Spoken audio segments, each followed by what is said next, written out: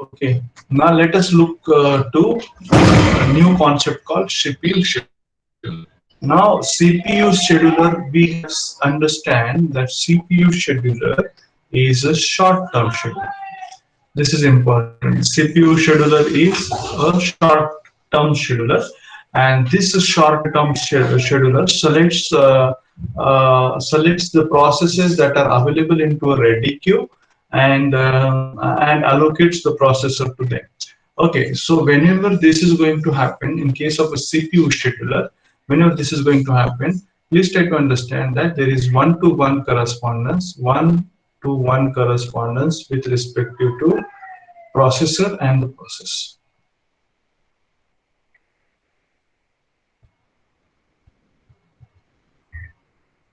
So there is one-to-one correspondence between processor and the process. Okay, and in order to pick a process from the ready queue, there are several management concepts like how it can be done.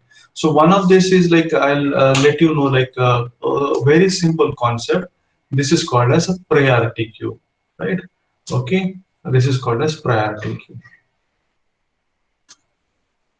This is called as just to understand like what are the ways to manage the queues.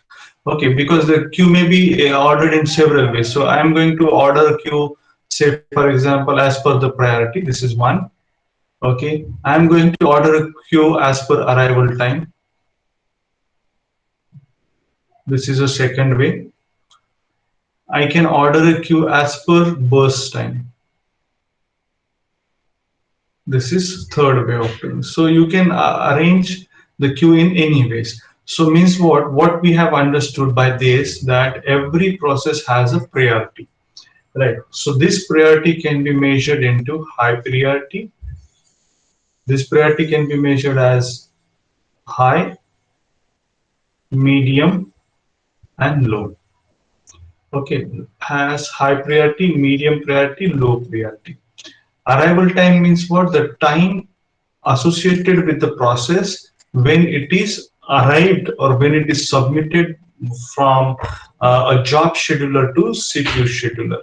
So it is arrival time for processing, right? So for with this, what we have understood that no two process has same arrival time. No two processes has same arrival time. This is important. This is not this in case this is in reality it is never been happening, right? So there is a timestamp associated with each of the process when it enters into a ready queue. Okay, burst time means what? I'm going to arrange a queue as per the runtime required, as per the execution time required. Means say for example any process requires lesser time will go at first into a ready queue, so that the CPU time will be less. Okay, CPU will spend less time with that particular process and measure time with accordingly. So it is like that. So we can arrange the queues in different ways. So as a matter of fact, the important key term with the CPU scheduler is that CPU scheduler selects the process amongst the processes that are present into ready queue and allocates the CPU to them. So this is important, and queues can be managed in several ways. Out of that, three ways I have given to you, like priority queue, arrival queue based on arrival time, queue based on burst time, and likewise. So the CPU scheduling decision will take on to certain criteria. So what are those criteria? These are the four important criteria on which the CPU scheduling is being done. Okay, so these are the criteria. These are the criteria. What are those? First, that scheduling can be decided on the basis of the switching of running to wait state. So switching of running to wait state means what? See, there are like say there are, in this case you can take that there are some say three processes. Okay, P1, P2, and P3.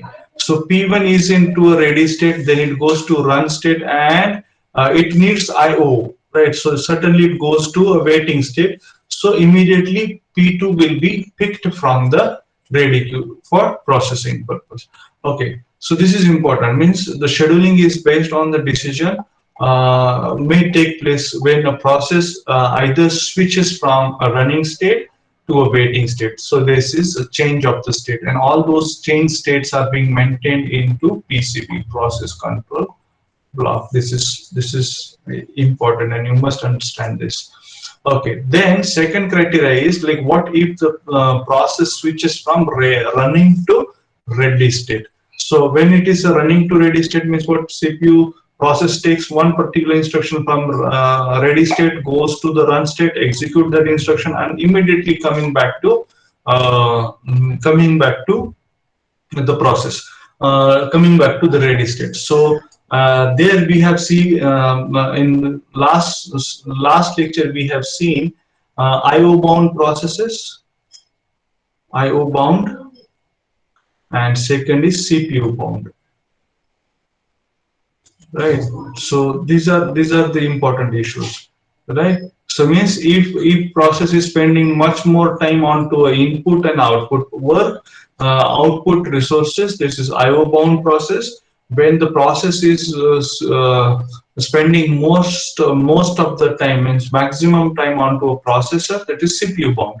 So in this case, if you look at this switching from running to waiting state, this is particularly from IO bound, right? Similarly, if the process is switching from running to ready state, that particular behavior is very closely associated or can be seen with the CPU bound process. Okay, and next is like when process gets switched from waiting to ready. So if you look at 1 and 3, they will be working hand in hand. 1 and 3, this first criteria and third criteria will work hand in hand. Means what? If a process requires IO, then it will shift up. In this case, in case of, like in case of 1 and 3, you just see here that you have, this is hold, then this is ready, this is run, then this is wait, and then again come back to ready. So this is the case, and you can see this is complete. This is what is our state model. So means what? Like, see, whenever there is a switching from a running state to a waiting state, particularly from this to this, so there is IO or event. There is IO or event request. This is IO or event complete. Okay, so this is IO and event complete. So means what? When switching of the process from running to waiting state for an IO request, but when the IO is being served, it has to again come back to ready. Okay, so means what? It is from waiting to ready state. Okay, in any case, say for example, if it gets terminated, so it has like this particular term can be taken into two different ways. Okay, so either this term can be treated, this terminates can be treated like on successful completion, on completion, right, or abnormal termination. Abnormal termination. Okay, successful completion and abnormal termination, in both of the cases the process gets terminated.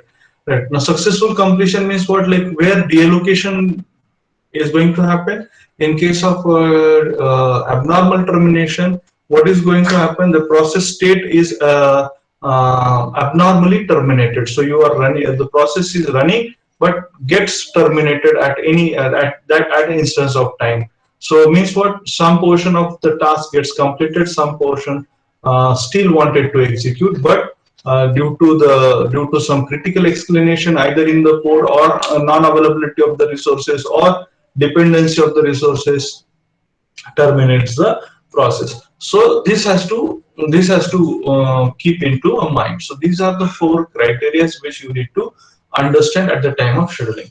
Now, as I said, like this scheduling can be done. In previous lecture itself we have seen that the scheduling is being done in two ways. Two particular modes are there for scheduling. There are two modes. Two modes. Right. There are two types we have seen. Right. As far as scheduling, there are two types. Okay. So there are actually we see that there are three types. One is short term. This is medium term and long term. Okay. So long term. So this is called as CPU scheduler, and this is called as job scheduler, and which we have seen. Okay, but there are two modes. One is called as preemptive, and second is called as non-preemptive. Okay, so what is going to happen? So in case of preemptive and non-preemptive mode, what is happening? Let me tell you. Okay, in case of non-preemptive mode, once the process, say for example, any X process is executing its segment of code, then the processor will not shift to any of the process into a ready queue. Okay, means if X is into a execution mode,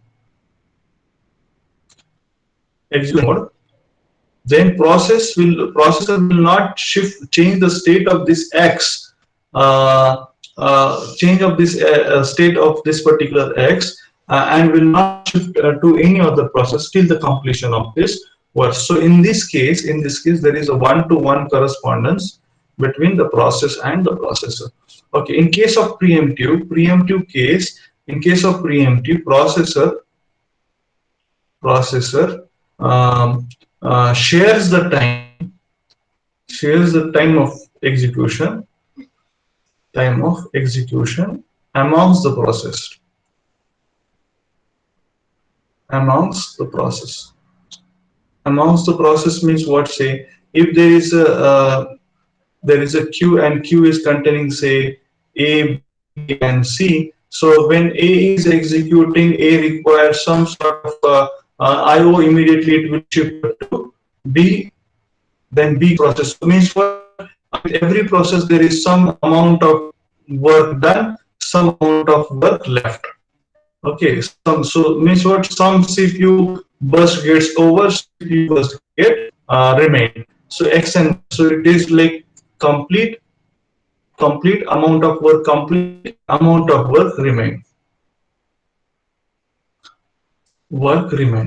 So it means that here this sort of principle is called as time shared. This you need to understand. This is called as time shared principle. Okay, so here this particular criteria which we have seen under 1 to 4 criteria, all are preemptive. Non-preemptive means what? There is like they started, once the process finished its work, then only CPU will take the second process from the ready queue. Okay, on other scheduling like a preemptive scheduling, we need to consider the access to the shared data. We need to consider the preemption while the kernel is operating. We need to see the interrupts occurring during the crucial OS activities, whatever they are, right? So the preemptive mode, like where you need to switch among, where the processor need to switch amongst the user job to the OS activities, right? So this is really very important. So we are going to work with the two modes here, preemptive and non-preemptive mode. So we need, for this kind of mechanism, we need a dispatcher. So like we have seen the process state model. This is called as hold. From hold we are going to have, say, this state called ready. Now from ready we are going to shift up to run. From run again we are coming back to ready. From run we are also coming to wait here, and from wait we are again coming back to ready. So this is, from this we are going to come to complete. Now, if you look at this particular mechanism, you will understand that where actually dispatcher work. So our dispatcher works into these modes. So this is actually the word. This particular section is actually dedicated to dispatcher. Okay, so which means which takes the data from ready queue, executes, and again coming back to the ready. So dispatcher module gives a control of the processor to the process selected by a short-term scheduler, and which involves the context switch. Context switch again means what this within this particular mode you are going to have a context switch. In this dispatcher mode means when you are dealing with the ready to run step, you are also dealing with the context switch. Okay, then switching between the user modes and jumping to the proper location in the user program to restart that particular program. These three activities are being done by a dispatcher. It is very important. Like see, jumping to a proper location. See, since like we have a ready queue associated here, right? So which tells me the, which gives me, just a minute.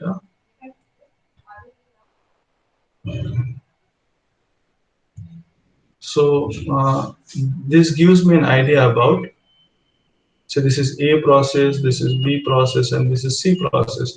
So when say A executes its segment of code, say for example this particular segment of code, right, and it requires IO at this segment of code. So when this IO is required, the state is shifted. So means this is going to be on to wait. So at the same time you have say for example B process, you have say B process here. So you can execute some segment of code. So you need to understand like, okay, this is being executed, this is being executed, this is where my pointer is now, right? So whenever you are restarting this A, so A should move from this particular point onwards. So for example, to understand this, so dispatcher has to work with the jumping to a proper location into a program. This responsibility dispatcher has to carry out. Now in case of a dispatch latency, in order to understand dispatch latency, this term, what is exactly, this term is nothing but the time taken by the dispatcher to stop one process and start another. So this is called as dispatch latency, and this is very crucial. Dispatch latency is a crucial. So means what, you have a ready queue. In ready queue there are certain processes, say for example A, B, C, D, E, and F. These are the processes, and dispatcher has to stop one process. So this has to stop one process for a period of time. This process is not complete. So this has, the dispatcher is going to dispatch now B. So means the time taken by a system to stop this particular process and take the another process for the execution. This particular time is called as